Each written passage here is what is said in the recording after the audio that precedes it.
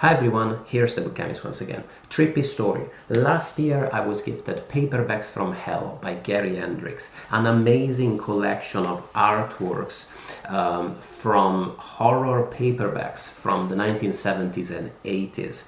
This is a fantastic book. It's so fun, it's so entertaining, so informative, and it's a great read if, like me, you find these artworks really compelling. You are a fan of monster fiction, horror fiction, but don't generally enjoy reading the actual paperbacks from the 70s and 80s. I find that a lot of those, in the same way as I find the same in a lot of monster B-movies, often the ideas behind these stories are much more entertaining than the actual execution. At the same time, Gary Hendricks does signal a few real great works of fiction, great works of literature that emerged from this somewhat lurid genre. And one of the novels, actually one of the series that he flags as truly noteworthy, is the Blackwater series by Michael McDowell.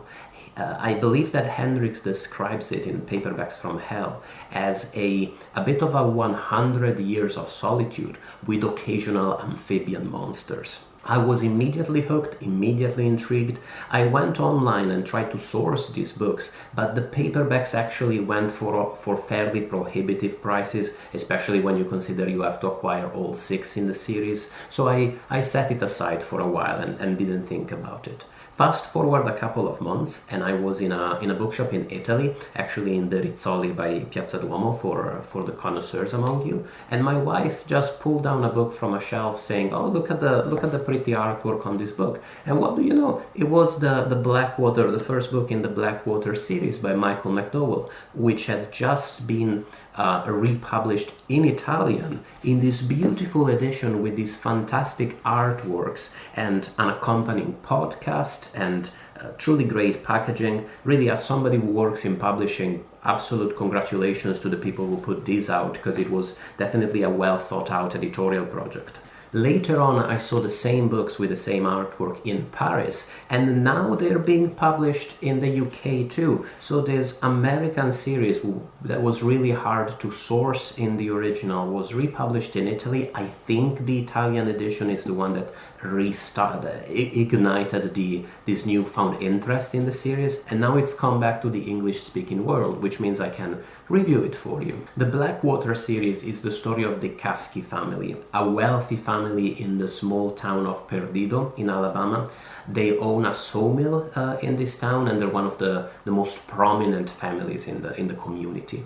The series begins with a flood. Actually, the flood occurs just before the events of Book 1, and this flood brings to Perdido a mysterious woman called Eleanor, who is rescued by Oscar Caschi from an isolated hotel during the flood. From this eerie premise, McDowell spins an epic family saga full of intrigue, backstabbing, and gruesome bloodshed, but also full of subtlety and nuance.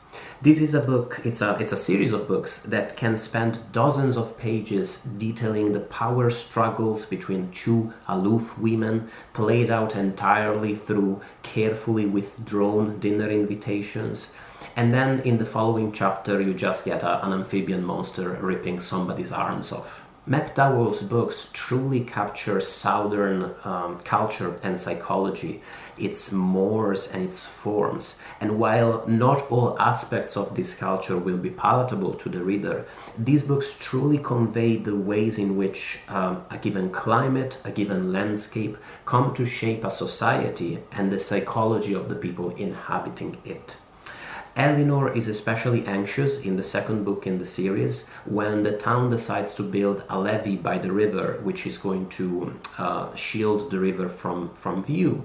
And while she has her own reasons for fearing this and for being deeply connected to the water, There's something to this idea that changing the landscape on which a city is built is going to change it in ways that are truly deep and hard to fathom. The central concern of these novels really is the relationship between a given people and the land they inhabit. These are books that are split between sophisticated society and earthy nature, between the heights of formality and the murkiness of the character's subconscious and their reptilian brain. The title of this series is very significant in that sense, I find. The town of Perdido is built at the confluence of two rivers, the Perdido and the Blackwater, and it's the second unnamed, unspoken river that gives the title to the whole series, which really focuses on the unspoken, shadowy underworld, both the underworld of the power dynamics that rule this town and of the characters' own desires and wishes and the things that motivate them to act the way they do. These novels really convey the tedium and the pleasure, the stifling atmosphere and the comforts of life in these luxurious, high-class, wealthy environments.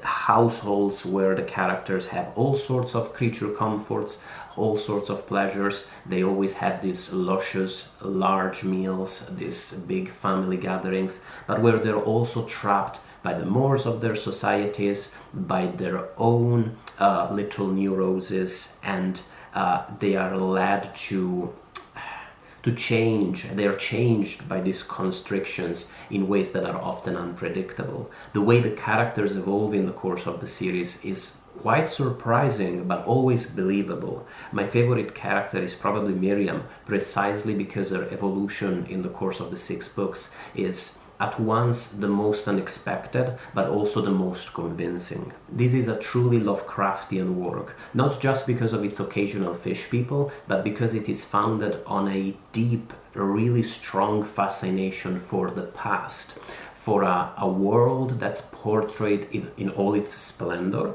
but in a way that also conveys, through the lens of the supernatural, its sins and its perversions.